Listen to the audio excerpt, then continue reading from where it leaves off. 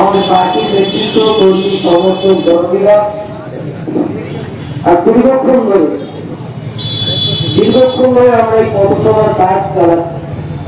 সকলকে নমস্কার জানিয়ে আমি কয়েক কথা বলবো।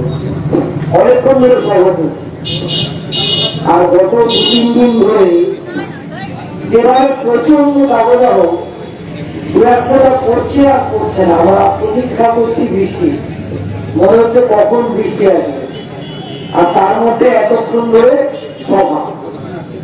কিন্তু আজকে যখন সভা করছি এই মাত্র একটা ঘটনা ঘটল।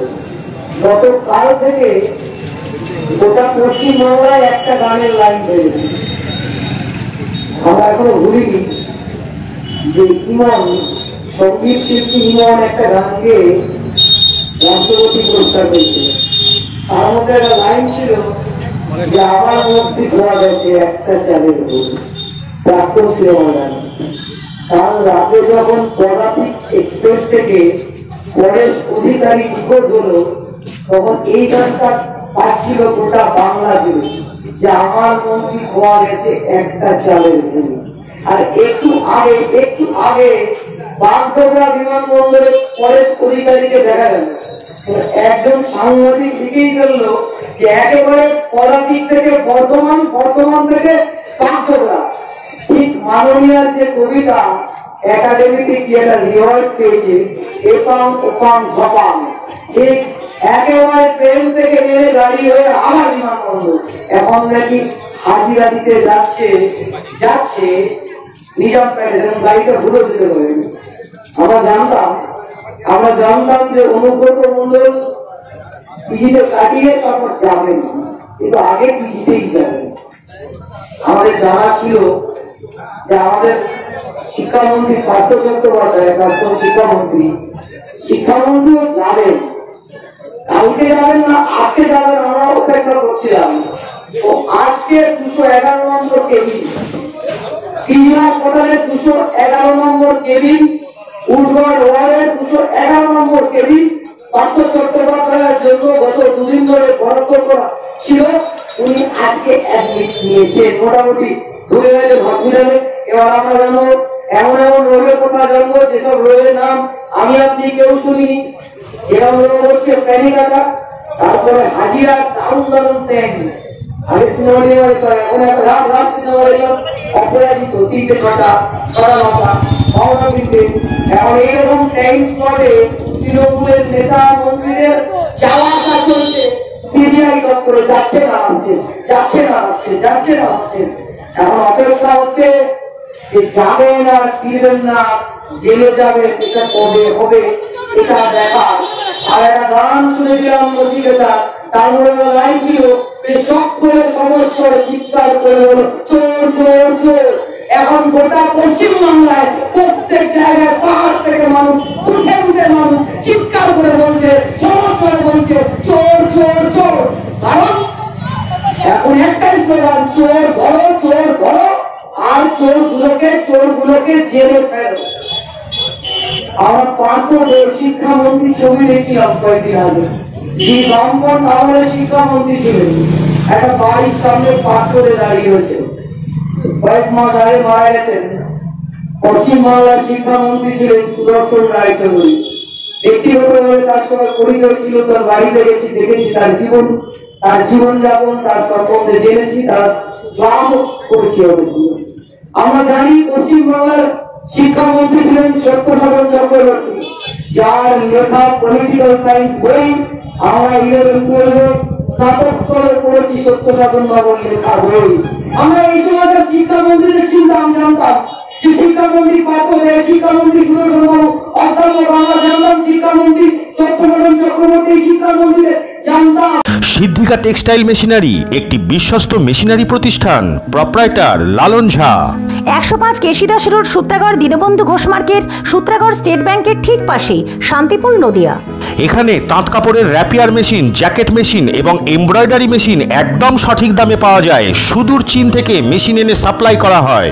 এখনই অর্ডার দেওয়ার জন্য এবং ব্যবসায়িক যোগাযোগের জন্য ফোন করুন 7890616968 এবং 8276070510 এই নম্বরে। সিদ্ধিকা টেক্সটাইল মেশিনারি একটি বিশ্বস্ত মেশিনারি প্রতিষ্ঠান। আর 34 বছরের পরে এই শিক্ষামন্ত্রী উপর মারা গেছেন, পার্থবাবুরা কোনো মাথা উঁচু করে দাঁড়িয়ে আছেন। মুখ্যমন্ত্রী হওয়ার পর মমতা বন্দ্যোপাধ্যায় একটা ফাইল টেবিলে ফেলে দিয়ে বলেছিলেন সব ফাইলগুলো ওপেন করা হবে, একটা ফাইলও এই শিক্ষামন্ত্রীদের বিরুদ্ধে কিছু ওপেন করতে পারেনি। এরা রয়েছেন পশ্চিমবাংলায়। আর এখন ডাক্তার বসুকে ডাকা শুধু সময় অপেক্ষা। এখন আমরা সোশ্যাল মিডিয়া করি, একজন ছবি দিয়েছে যে সুখী পরিবার, এই সুখী পরিবারের ছবি হচ্ছে মাননীয় শিক্ষামন্ত্রীর পরেশ অধিকারীর পরিবার, সুখী পরিবার। যেখানে কে কে বসে পরেশ অধিকারী, পরেশ অধিকারীর স্ত্রী, ছেলে মেয়ে, সুখী পরিবারের। বললাম তার ভেতরে একটু কথা আছে। মেয়ে 5 বছর হলো চাকরি করছে, মেয়ে কোনো পরীক্ষা দেয়নি, 77 পেয়েছে, 70 পেয়েছে, তার চাকরি হয়নি, 61 চাকরি হয়েছে। আর একটা ছবি আছে সঙ্গে ছেলে। আমরা তো মেয়ের কথা 2 দিন ধরে শুনছি, আর শুনছিলাম বাবার মেয়ের পদবী থেকে নিখোঁজ। আজকে যখন এটা ওখান কথা হয়ে মোটামুটি বিমানবন্দরে পরেশ অধিকারীকে দেখা গেল তখন মেয়ে নিখোঁজ। আর একটা ছবি দেখলাম ছেলের ছবি, বলছে বিহারের মেডিকেল কলেজে পড়ে আর এখনো বিহারের মেডিকেল কলেজ থেকে পাস করেনি, উত্তরবঙ্গ মেডিকেল কলেজে চাকরি করছে পরেশ অধিকারীর ছেলে। আজকে মমতা বন্দ্যোপাধ্যায় একটা সময় বলেছেন যে বাবা আমলে এরকম অনেক কিছু হতো, বাবা আমলে চিরকুট দিয়ে চাকরি হতো। আমার মনে হয় অনেক স্মৃতিটা ওনার সঙ্গে একটু বিস্তার করছে। বাবা আমলে চিরকুট আসতো, বাবা আমলে আমাদের অনেকের বাড়িতে চিরকুট আসতো, সেটা আসতো শিক্ষা দপ্তরে। এসএসসি পাস করার পরে চিঠি অ্যাপয়েন্টমেন্ট লেটার আসতো যে আপনি এই পোস্টের জন্য এলিজিবল হয়েছেন, এটা আপনার চাকরির নিয়োগপত্রের চিঠি, আপনি অমুক জায়গায় দেখা করুন।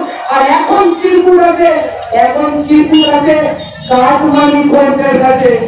এই কেলেঙ্কারি, এসএসসি কেলেঙ্কারি যখন প্রথম হলো, মদন মিত্র গাড়ির চালকের শাড়ির ছেলে কে চাকরি পেয়েছে উত্তরবঙ্গে, মদন মিত্র গাড়ির চালকের শাড়ির ছেলে, তার চাকরি হয়েছে। উত্তর দিনাজপুরের তৃণমূল কংগ্রেসের সহসভাপতি, তার ছেলের চাকরি হয়েছে। অন্য 5 বারের মাধ্যমিক পাস করেছে, উচ্চ মাধ্যমিক এখনো পাস করেনি, চাকরিটা হয়ে গেছে, চাকরিটা পেয়ে গেছে টেট পরীক্ষায়। তারপর কয়েক বছর তো এই গানটা তোমার দেখা নাই রে, তোমার দেখা নাই, কয়েক বছর পশ্চিমবাংলায় এসএসসি দেখা নাই রে, টেটের দেখা নাই। এই কদিন আগে বলেছে এসএসসি দেখা, টেটের দেখা। আগে ছিল বলতো পরীক্ষায় ভালো রেজাল্ট করলে পরে ফার্স্ট বেঞ্চে বসে, খারাপ রেজাল্ট করলে পরে লাস্ট বেঞ্চে বসে। আর আমরা দেখলাম তৃণমূল কংগ্রেসের মন্ত্রী নেতারা এমন রেজাল্ট করছে, এদের জন্য রোজ ফার্স্ট বেঞ্চ না, লাস্ট বেঞ্চ না, ডিভিশন বেঞ্চ করছে। আর রোজ ডিভিশন বেঞ্চ একটার পর একটা বলছে, রায় দিচ্ছে। আর গোটা পশ্চিমবাংলায় স্বাধীনতার পরে স্বাধীনোত্তর পশ্চিমবাংলায় এত বড় বড় কেলেঙ্কারি হয়। উনি বলছেন বাম আমলে সব কথা ফাঁস করে দেবো, সব আমার জানা আছে, ফাঁস তো করবেন বলেছিলেন। গৌতম দেবকে সিআইডি রেখেছিল ভবানী ভবনে, আর গৌতম দেবকে যখন সিআইডি ভবানী ভবনে রেখেছিল, আমরা ভবানী ভবনের বাইরে দাঁড়িয়েছিলাম, কারণ আমাদের প্রত্যয় ছিল, বিশ্বাস ছিল যে গৌতম দেব ভবানী ভবন থেকে হাত নাড়তে নাড়তে বেরিয়ে আসবে, আপনার জেল গৌতম দেবকে ধরতে পারবে না। আর তারপরে ভবানী ভবন থেকে হাত নাড়তে নাড়তে বেরিয়েছে। গৌতম দেব বলেছিলেন যে আমি গেলাম, আমি বেরিয়ে এলাম, আমাদের কোনো নেতা মন্ত্রীকে আটকাতে পারবে না। কিন্তু মমতা বন্দ্যোপাধ্যায়ের বাড়ির ছোট ছোট ছেলে মেয়ে দিলে পরে প্রত্যেককে জেলে যেতে হবে, প্রত্যেককে জেলে যেতে হবে। পরেশ অধিকারী পালিয়ে বেড়াচ্ছে, পার্থবাবুর মুখ শুকিয়ে গেছে, অনুব্রত মন্ডল এখন আর চড়াম করে ভাগবাজারের কথা, গুরু বাতাসা মূর্তি খাওয়ার কথা বলছে না, আর বলছে না আমি কেষ্ট মন্ডল আমি দেখে নেবো। মোটামুটি আজকে বেরিয়েছে শোভন চট্টোপাধ্যায়, তিনি বলছেন আমি আর কোনো কিছুতেই নেই, আমি শুধু বৈশাখীতেই আছি, না আমি তৃণমূলে, না আমি বিজেপিতে, কারণ আমি আর প্রভাবশালী নই। আজকে বেরিয়েছে যে 2018 সালে যখন শোভন চট্টোপাধ্যায় মেয়র ছিলেন, তখন যে দুর্নীতিটা করেছেন তার জন্য শোভন চট্টোপাধ্যায়কে হাজিরা দিতে হবে। যে আমি কিছুতে নেই, আমি বৈশাখীতেই আছি, আমি কাশ্মীর থেকে কন্যাকুমারী। 1 টাকায় তৈরি করে 10 টাকায় বিক্রি। আগামী দিনের সেরা ব্যবসার আইডিয়া নিয়ে চলে এসেছে অ্যাকোয়া স্মুথ। মিনারেল ওয়াটার তৈরি করার মেশিন লাগিয়ে 20 লিটার জারে জল বিক্রি করে আয় করুন মাসে 50,000 টাকা। সারা জীবন বসে ইনকাম। আমাদের ঠিকানা শান্তিপুর তোপখানাপাড়া, শান্তিপুর নদিয়া। প্রোপাইটার সূর্য প্রামাণিক। তাই আর দেরি না করে আজই যোগাযোগ করুন এই নাম্বারে 9134648505। আমি কাশ্মীর থেকে কন্যাকুমারিকা বৈশাখী নিয়েই ভাবছি, আর ভাবলে হবে না, এবার সিরিয়ায় ভাবতে হবে। বিরাট হাকিম মন্ত্রী, এখন নাকি মন্ত্রিসভার তৃতীয় ব্যক্তি। বিরাট হাকিমের নামের সাথে পৌরসভার কেলেঙ্কারি, নারদ কেলেঙ্কারি। একটা সৌগত রায় এমপি দেখা গেছে মাননীয় অধ্যাপককে কাগজে মুড়ে টাকা দিতে, আর দুষ্টু লোক, সেই দুষ্টু লোক মুকুল যে বিজেপিতে গেছিল, আবার এখন তৃণমূলে এসছে, এখন ভ্যানিশ হয়ে গেছে ঠিকই, কদিন পরে আবার এই দুষ্টু লোক মুকুলকে দেখা যাবে, কারণ অনেকগুলো কেলেঙ্কারি সঙ্গে মুকুল ছিল। শতাব্দী রায় সিনেমাটি এবার করতেন, কবিতা লিখতেন। সিনেমাটা কেউ দেখতে যেতাম, লিখতে যেতাম না, কিন্তু আমরা জানতাম উনি সিনেমাটির শিল্পী। শতাব্দী রায়ের নামটা সারদাতে জড়িয়ে গেছে। শতাব্দী রায় সারদা কেলেঙ্কারির সঙ্গে যুক্ত হয়ে গেছে। একজন মন্ত্রী নেতা পাবেন না। আমরা যারা আশা করেছিলাম যে এলো তৃণমূল, এইরকম একটা তৃণমূল। পশ্চিম বাংলাতে অনেক রাজনৈতিক দল আছে, এটা কেউ বিশ্বাস করে না, সবাই মানে যে বর্তমান ভারতবর্ষের রাজনীতিতে যে পরিস্থিতির সৃষ্টি হয়েছে, সব রাজনৈতিক দলের সঙ্গে কোথাও না কোথাও গুন্ডা হত্যার ক্রিমিনাল কারণ না কোনো যোগাযোগ হয়ে যায়। কিন্তু এইটা তৃণমূল কংগ্রেস দলটাকে না দেখলে আমরা কেউ বিশ্বাস করতাম না। চোর, টাকা, ছেচর, বদমাশ, বাটপাট এগুলোকে নিয়ে একটা দল তৈরি হয়েছে, সেই দলটার নাম হচ্ছে তৃণমূল কংগ্রেস। আমরা আশা কি করে করেছিলাম যে এই তৃণমূল কংগ্রেস নৈহাটি পৌরসভার ঐতিহ্য রক্ষা করবে। 2009 সাল 2010 সাল নৈহাটি অভিতে মাইক করছে, অমুক নেতার ছেলে চাকরি হয়ে গেছে, অমুক নেতা নৈহাটি মিউনিসিপালিটি থেকে টাকা খেয়ে ফেলেছে, অমুক নেতা মিউনিসিপালিটি সব টাকা ভাড়া করে দিয়েছে। আর 2022 সাল যে নেতার সম্বন্ধে বলেছিলেন কোন তদন্ত না, সেসব নেতার ছেলে মেয়েরা কেউ চাকরি পায়নি। এখন অলিতে বাজারে ঘাটে লোকে বলছে যে তৃণমূল পৌরসভা, তৃণমূলের পরিচালিত নৈহাটি পৌরসভা এখন চোরেদের আসুন ঘর হয়ে গেছে। রোজ চুরি হচ্ছে, বিয়ে বাড়ি বুকিং হলো, টাকা জমা পড়লো না। ঘাটেতে কলমদা বলছিল, শুনছিলাম ঘাটেতে জাল কাগজ ছাপিয়ে, টিকিট ছাপিয়ে ঘাটের টাকা করলো না, কেউ পাইনি টাকা। ঘাটেতে জাল কাগজ, পার্কেতে স্বপ্নবিধি পার্ক, সেই পার্কের টিকিট তাও নাকি জাল। গঙ্গাধার পার্ক, সেই পার্কের টিকিট তাও নাকি জাল। পৌরসভার মেশিন 1,80,00,000 টাকার মেশিন ক্যাপের দরে বিক্রি করে দেওয়া হচ্ছে। বাকি আছে কি? চেয়ারম্যানের ছেলের বউ থেকে শুরু করে চেয়ারম্যানের ছেলে, তৃণমূল কংগ্রেস করে, তৃণমূল কংগ্রেসের আত্মীয় নেতা থেকে শুরু করে শাড়ির ছেলে, অমুকের ভাই, অমুকের ছেলে। পৌরসভায় যে নতুন অ্যাপয়েন্টমেন্ট হয়েছে তারা তো পেয়েছেন, এখন আমাদের জানতে হবে এই এসএসসি কেটে যা দেখছি কারবানি করতে রমা, এখন তৃণমূল কংগ্রেস পরিচালিত পৌরসভায় এই জায়গায় যে অ্যাপয়েন্টমেন্ট গুলো হয়েছে কার থেকে কত টাকা নিয়েছে এগুলো দেখতে হবে। ভেবেছিলাম কেউ জানতে পারবে না, ভেবেছিলেন লাইন লাগিয়ে দিলাম তো ঝটঝট জলবায়ু করবে।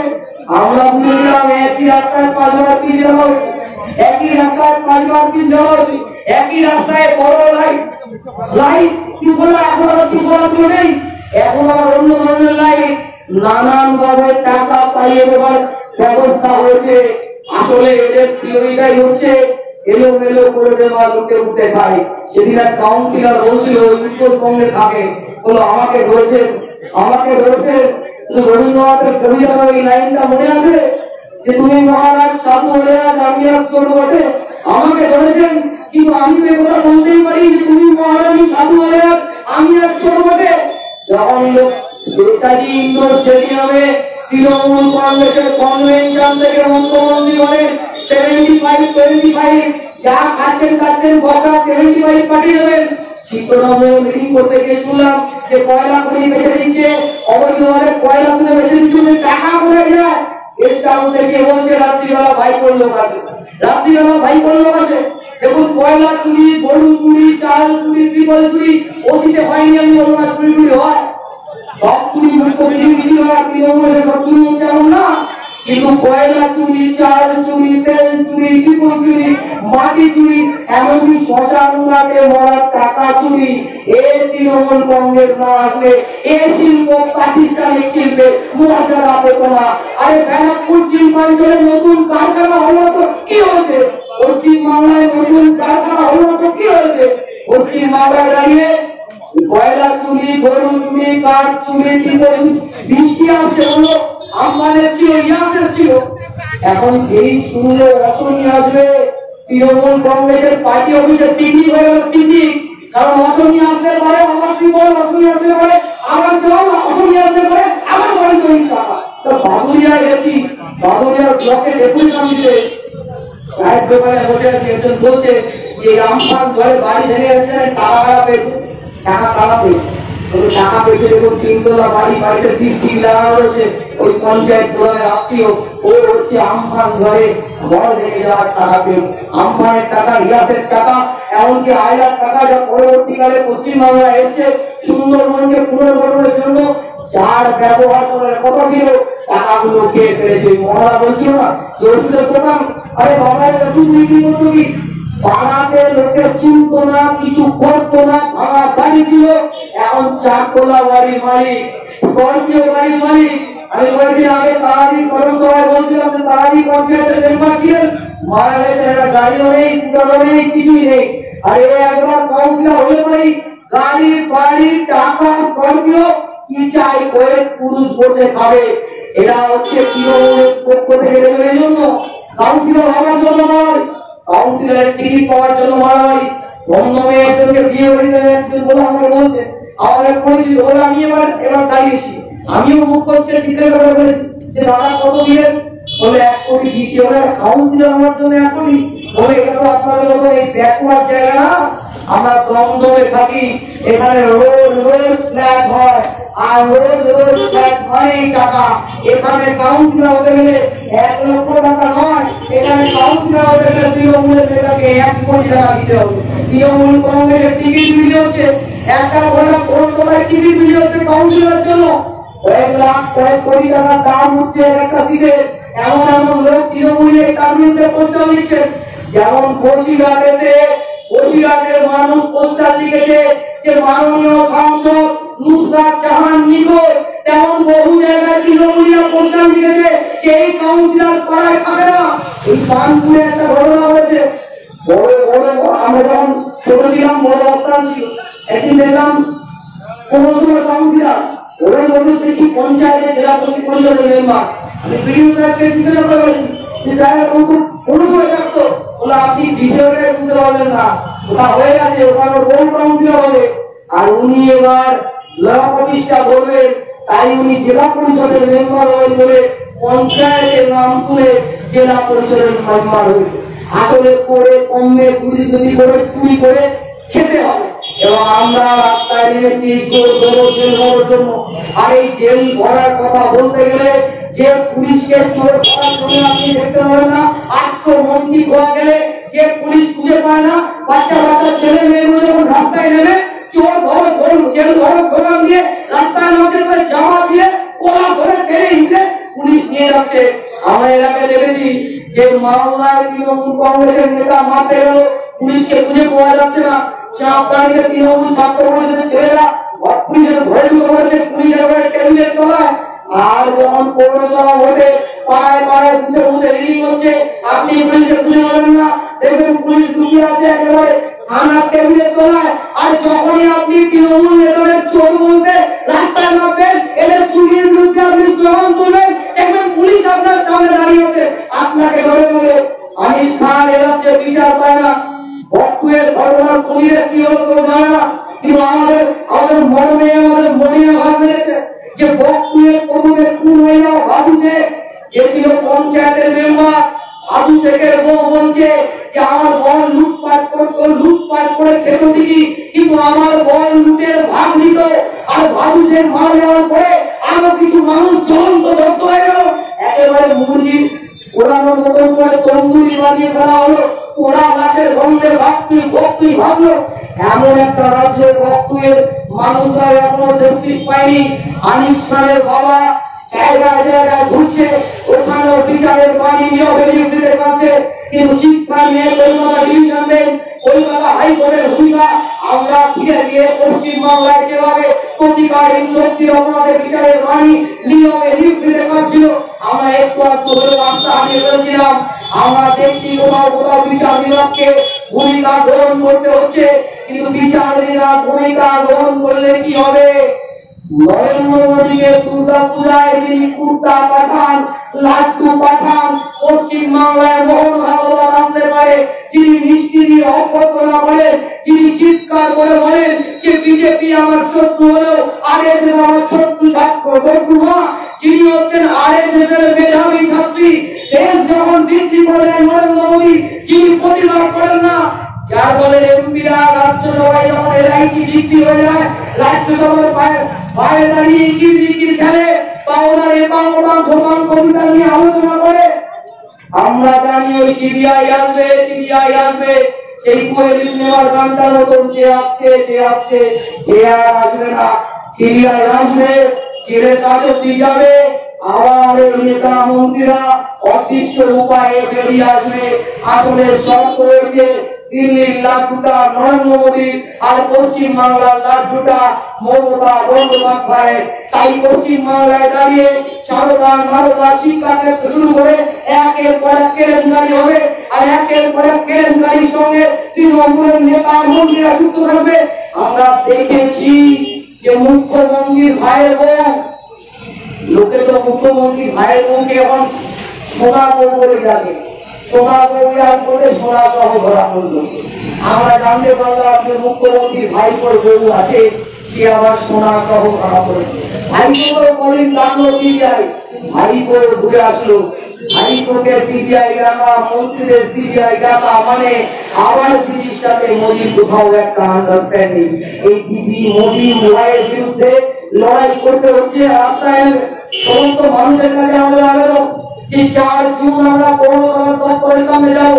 আমরা আজকে থেকে শুরু করেছি গোটা নৈহাটি জুড়ে পৌরসভার এই দুর্নীতির বিরুদ্ধে সমস্ত স্তরের মানুষকে সোচ্চার হওয়ার জন্য আমরা আহ্বান জানাবো। কিন্তু এর শুধু আমাদের একা লড়াই না, 24 সালে যখন দিল্লি থেকে নরেন্দ্র মোদী সরকারটাকে টেনে হিঁচড়ে নামানোর জন্য সমস্ত হিমাচল, কাশ্মীর থেকে কন্যাকুমারীরা মানুষ ঐক্যবদ্ধ হচ্ছে। পশ্চিমবাংলায় দুর্নীতির পাহাড়, এই দুর্নীতির পাহাড়, এই জগত্তর পাথরটাকে সরানোর জন্য আমাদের লড়াই করতে হবে। আর মানুষ চট করে দাঁড়িয়ে এদের আক্রমণের মানুষ আক্রান্ত। তাই আক্রান্ত সমস্ত স্তরের মানুষকে বলছি যে রাস্তায় আপনাকে রাতে আসতে হবে।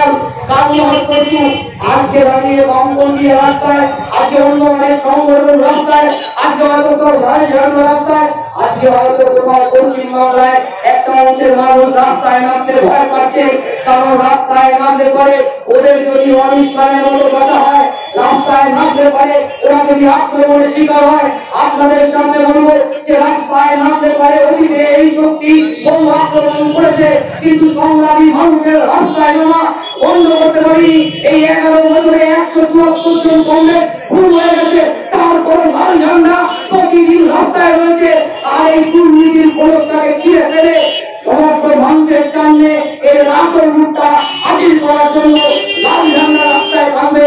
আপনাদের কাছে আবেদন যে দিদির বিকল্প মোদী, মোদীর বিকল্প দিদি, এ ভাবনা নয়।